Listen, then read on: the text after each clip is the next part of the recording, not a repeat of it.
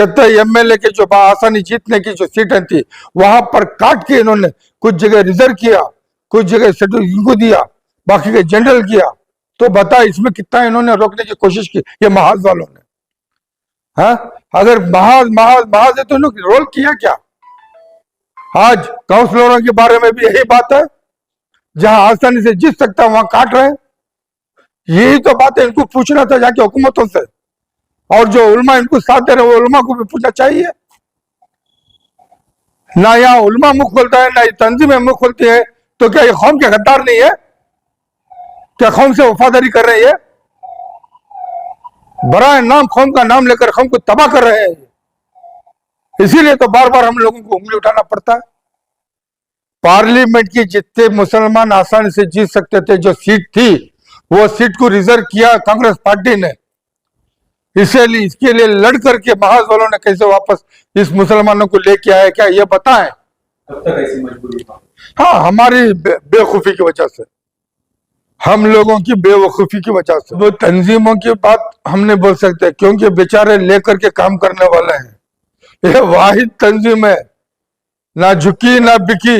यही उलमा, ये कुछ उलमा की शरारतें ही थी, अपने फायदे के लिए, कौम के लिए कुछ इन्होंने आगे नहीं बढ़े। ये भी बात हमारे सामने है। इसलिए कई बार उलमा के ऊपर हमने आवाज उठाई, उंगली उठाई, सारी बातें रखी, लेकिन किसी को जू नहीं चढ़ रही है।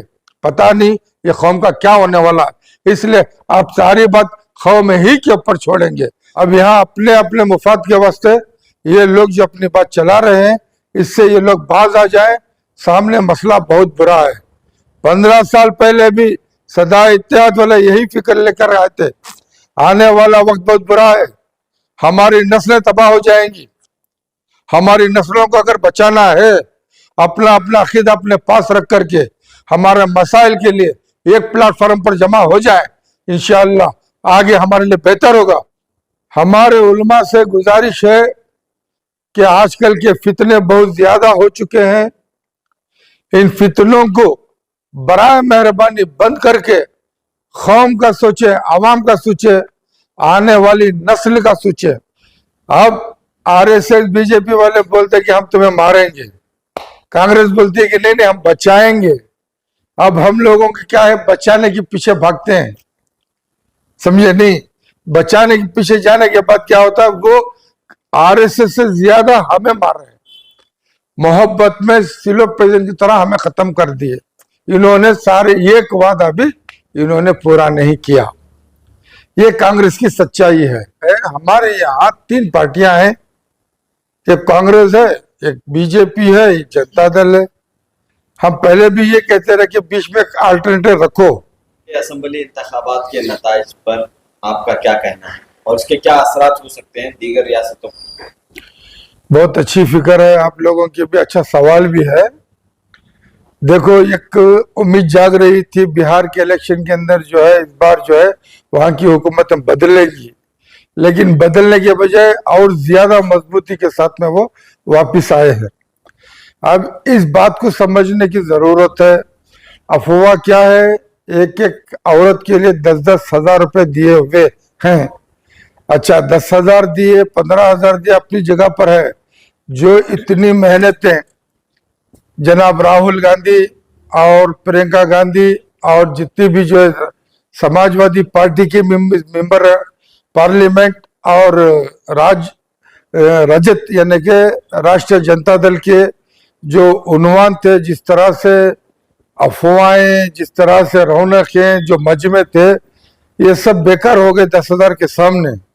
या फिर एक भूल हुई तुम्हारे तेजस्वी यादव की।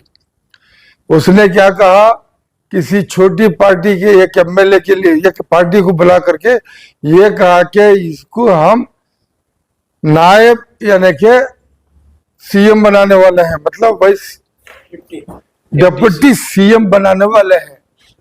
तो एक और भी इससे पहले भी देखने का नाम पड़ा, एक मुसलमान जिसका नाम मसूद या कुछ और था, उसके ऊपर उन्होंने स्टेज के ऊपर से उनको ऐसा किनारा कर दिया, यानी कि धक्का भी दे दिया। अब ये भी मुसलमानों के दिमाग में थी। अब ये तो मंझा हुआ सियासतदान था हमारा नीतीश कुमार, उसने मौके को देखा, अपना काम चला दिया। क्या उसके अंदर मुसलमान, उसकी पार्टी में मुसलमान जीत के आए ना मुसलमान जीत के। तो इसके अंदर जो मामलात हुए हैं, हर जगह लालू प्रसाद यादव जो है मुसलमानों के हमदर्द समझा जाता था, मुलायम सिंह यादव को इसी तरह समझा जाता था। उसने भी कल्याण सिंह को अपने साथ में लेकर के बाबरी मस्जिद के बाद उन्हें बता दिया कि नहीं भाई, मैं आप लोगों के साथ नहीं हूं, मैं आरएसएस के साथ में हूं। ये मुलायम सिंह भी उस टाइम पे बता दिया, आज लालू का बेटा भी बता दिया। अब रही यहाँ हमारे यहाँ मुसलमानों के नाम से कुछ पार्टी वजूद में आती है। मेरी एक सच्ची बात यह है, हमारे रियासत के मशहूर chief minister of Karnataka Devaraj Urs, उन्होंने एक अलग पार्टी बना करके पार्टी नहीं चला सके, और बंगारप्पा एक अलग धुम का इंसान, उन्हें अलग पार्टी बनाकर अपनी पार्टी नहीं चला सके, और येडियुरप्पा उन्होंने अलग पार्टी बना करके नहीं चला सके। ये बड़े बड़े नाम बता रहा हूं मैं। तो अब ये छोटी छोटी पार्टियां जो भी आ रही हैं, इनसे मुसलमानों को सोचना चाहिए क्या फायदा होगा या नुकसान होगा। IUML अभी देखा मैं कल, वो आरटी नगर में सुलेमान सेठ साहब की बेटी आकर कुछ बोल रही थी। अब वो उनके भाई थे ये जनाब अब्बास अली बोरा साहब, जब शिवाजी नगर में इलेक्शन के लिए उतरे थे, उनके बेटे ने इनके बारे में जो है सवाल रखा था कि इतने पैसे आप हमें दे दीजिए, हमारे 2000 वोट का सौदा कर रहे थे। तब मैं फौरन वहां पर गया। तो IUML हमें उम्मीद नहीं रख सकते। अगर समझदारी ये है, हमारे यहाँ 3 पार्टियां हैं, एक कांग्रेस है, एक बीजेपी है, एक जनता दल है। हम पहले भी ये कहते रहे कि बीच में एक अल्टरनेटिव रखो। समझदारी क्या बोलती है, जनता दल में वकीली का समाज उनके साथ में है, और दूसरे समाज भी ले सकते हैं, अगर हम उधर भी सोच सकते हैं। और रही कांग्रेस के अंदर क्या हुआ, जब ये आने से पहले जिस तरह मुसलमानों को वलगरा रही थी कि तुम्हारे 5 जो इश्यूज हैं, जो बीजेपी गवर्नमेंट जो है उसे रद्द की हुई है, जैसे हम लोग आएंगे पहले ही सेशन में आपके जो सारे प्रॉब्लम है हम वो पूरे आपके हवाले करेंगे, आपको बरी कर देंगे। उसके अंदर सबसे बड़ा मसला 4% का था, और DJLD KJLD के मजलूमा का था, ये सारी, और हिजाब का था, गाय का था, ये सारी चीजें जो है, जो 5 जो उन्होंने हमारा मसले थे अजान के सब मिला करके, इन्होंने सारे एक वादा भी इन्होंने पूरा नहीं किया। ये कांग्रेस की सच्चाई है। अब RSS बीजेपी वाले बोलते कि हम तुम्हें मारेंगे, कांग्रेस बोलती है कि नहीं नहीं हम बचाएंगे। अब हम लोगों के क्या है, बचाने के पीछे भागते हैं, समझे नहीं। बचाने के पीछे जाने के बाद क्या होता है, वो RSS से ज्यादा हमें मार रहे हैं, मोहब्बत में सिलो प्रेजेंट की तरह हमें खत्म कर दिए। 2.5 साल हम सदा इतिहास से बहुत कोशिशें की, लेकिन कोई भी जो है इसके आगे नहीं आ सका। ये सारी बातें बार बार हम इसलिए उठाते हैं कि अवाम कौम के सामने ये बातें हैं, कौम को समझना चाहिए। अब इसके अंदर कई बार हमें उलमा को भी निशाना बनाया, और महाज वालों को भी निशाना बनाया, मिली कौंसिल वालों को भी निशाना बनाया, हर तंजीम को, मुस्लिम पर्सनल लॉ बोर्ड को भी निशाना बनाया। सब मुसलमानों के नाम पर है, लेकिन मुसलमान कौम के लिए आप लोग किए क्या, इसका जवाब कहीं से हमें नहीं मिला। तो फिर अब ये 10 साल चाहिए काउंसिलर इलेक्शन कराने के लिए। अब ये 10 साल, 2.5 साल तो यह हो गए इनके आने के बाद, इनको इमीडिएट करवाना चाहिए था कांग्रेस पार्टी को, इन्होंने भी नहीं करवाया काउंसिलर इलेक्शन। क्या मतलब है। और जो MLA इसके अंदर गए हैं, सब अपने अपने हिसाब से खामोश बैठे हैं। क्या उनको खबर नहीं थी कि हमारे एक एक खरके में 8, 9, 10 आदमी को हम जो है कारपोरेशन भेज सकते हैं, ताकि कुछ मसला हल हो सकता था।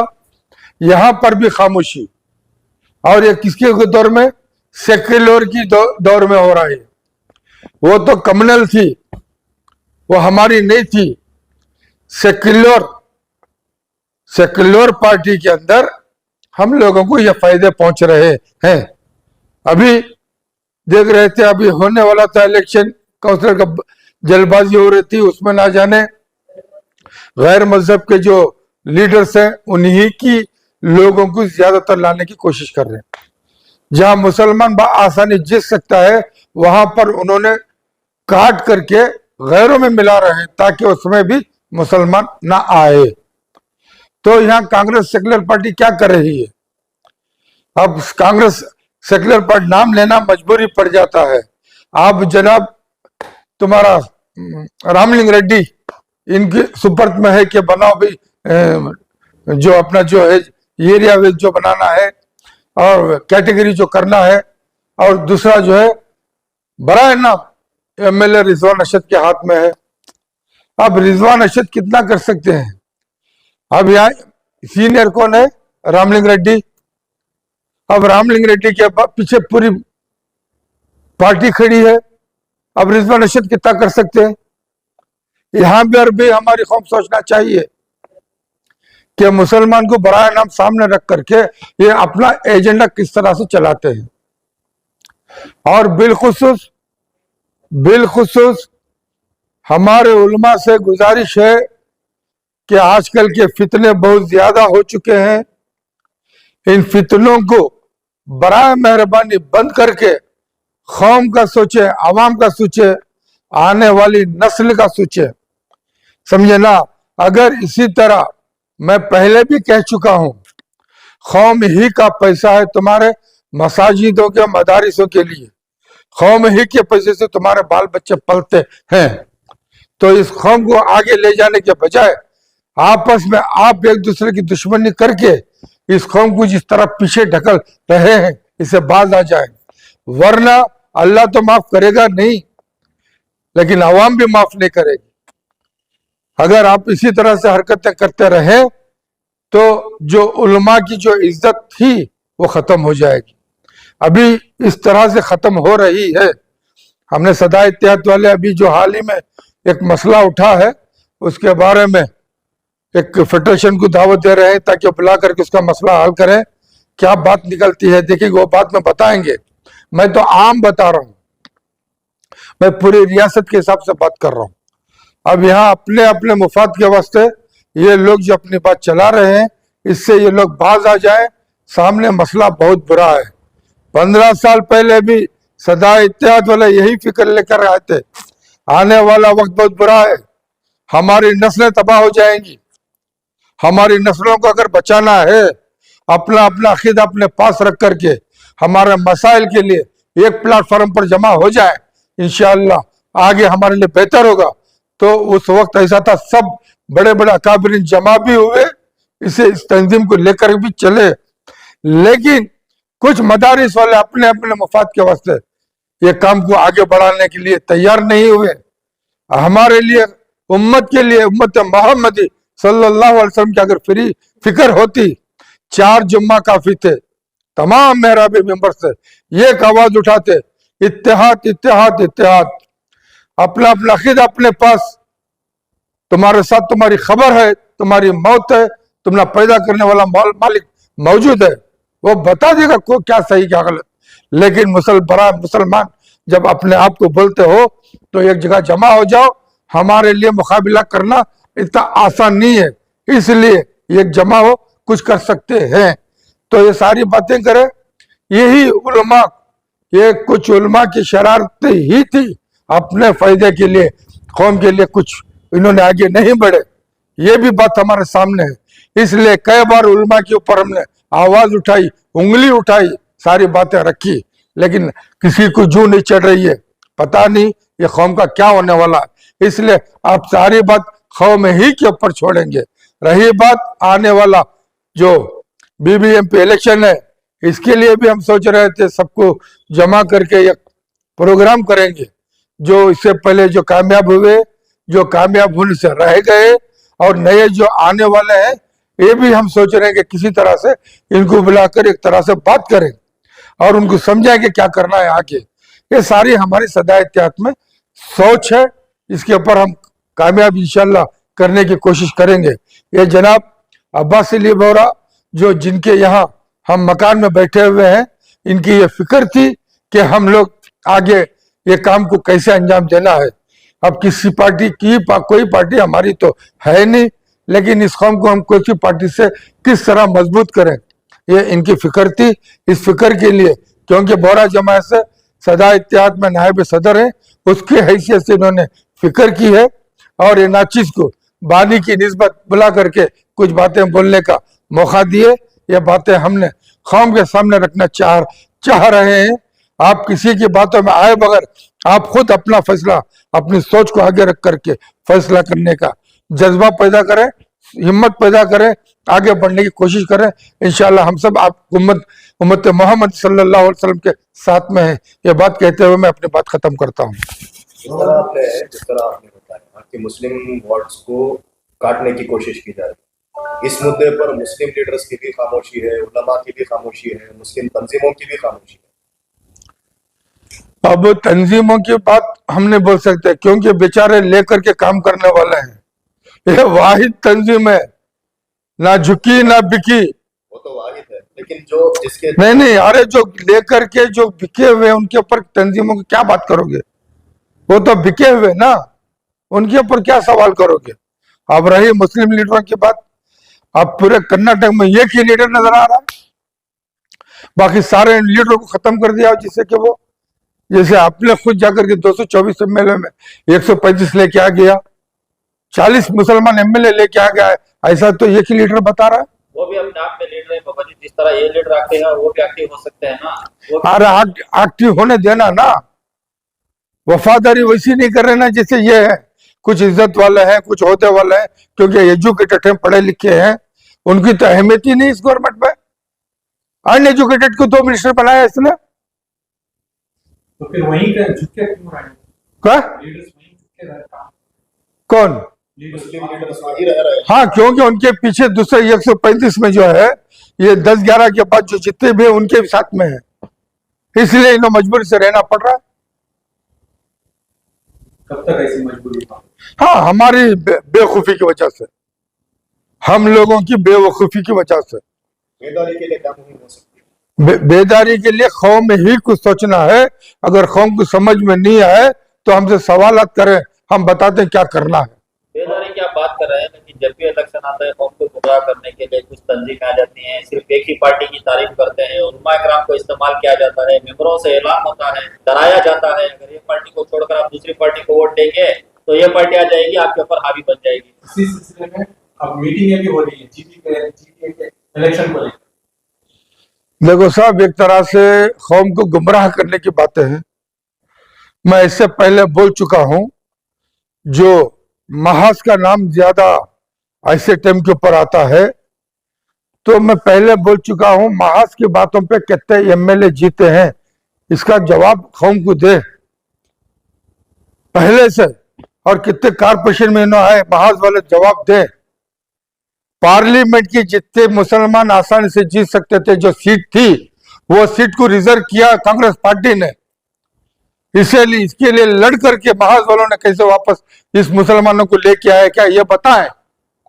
कितने एमएलए के जो आसानी जीतने की जो सीटें थी, वहां पर काट के इन्होंने कुछ जगह रिजर्व किया, कुछ जगह शेड्यूल इनको दिया, बाकी के जनरल किया। तो बता इसमें कितना इन्होंने रोकने की कोशिश की ये महाज वालों ने। हाँ, अगर महाज है तो इन्होंने रोल किया क्या? आज काउंसलरों के बारे में भी यही बात है, जहां आसानी से जीत सकता है वहां काट रहे हैं। यही तो बात है, इनको पूछना था जाके हुकूमतों से, और जो उलमा इनको साथ दे रहे हैं वो उलमा को भी पूछना चाहिए। ना यहाँ उलमा मुंह खोलता है, ना ये तंजीमें मुंह खोलती है, तो क्या ये कौम के गद्दार नहीं है? क्या कौम से वफादारी कर रहे हैं? बराए नाम कौम का नाम लेकर कौम को तबाह कर रहे हैं। इसीलिए तो बार बार हम लोगों को उंगली उठाना पड़ता है। बाबा जी, सदा इत्तेहाद जो है एक मजबूत तंजीम है स्टेट में, आप उंगली उठाने का काम करेंगे या इस इलेक्शन में कुछ पहल करके नई लीडरशिप बनाने का भी काम करेंगे? इंशाल्लाह उसके पीछे पहल कर रहे हैं। ऐसा नहीं कि जैसे कि इसी घंटे के अंदर ढूंढेंगे, ऐसा भी नहीं है। नए नए चेहरों को तलाश कर रहे हैं हम, ऐसी बात नहीं। रियासत का दौरा हो रहा है, रियासत का दौरा कर रहे हैं। रियासत के दौरे में हमारे अलग सोच है, हमारा यहाँ तक एजेंडा है, कोई सियासी पार्टी को लात मार करके हम अपने पैरों पे कैसे खड़े होना, उसकी तरकीब हम बना रहे हैं। नई पार्टी बनाने का ऐलान। पार्टी नहीं, दूसरी पार्टी को साथ देने का कुछ भी नहीं। हम लोग अलग से हमारी सोच में अभी नहीं बोलेंगे, आज हमारी बात निकलेगी तो कल दूसरा इस्तेमाल करेगा। क्योंकि आप बता रहे थे कांग्रेस पार्टी 5 गारंटियों में फेल हुई है और ज्यादातर उसमें मुस्लिम रिजर्वेशन की बात भी हुई थी। तो अब कांग्रेस जिस तरह खुलकर सामने आती है मुसलमानों के सपोर्टिव में, उसमें आपका कहना है कि वो हार गए, तो अब इसमें कांग्रेस को सपोर्ट करेंगे या फिर कोई दूसरी एक पार्टी रहेगी, क्या लाएगा? बेटा मैं क्या बोला, तीनों पार्टी को हम बाजू रख रहे हैं। तो आप लोग जरा समझ के बात करो, तमाम तीनों पार्टी को हम लोग बाजू करके हमारी कौम को हम किस तरह आगे ला सकते हैं, ये सदा इत्तेहाद का एजेंडा है। इसके ऊपर हम लोग काम करना शुरू कर दिए हैं।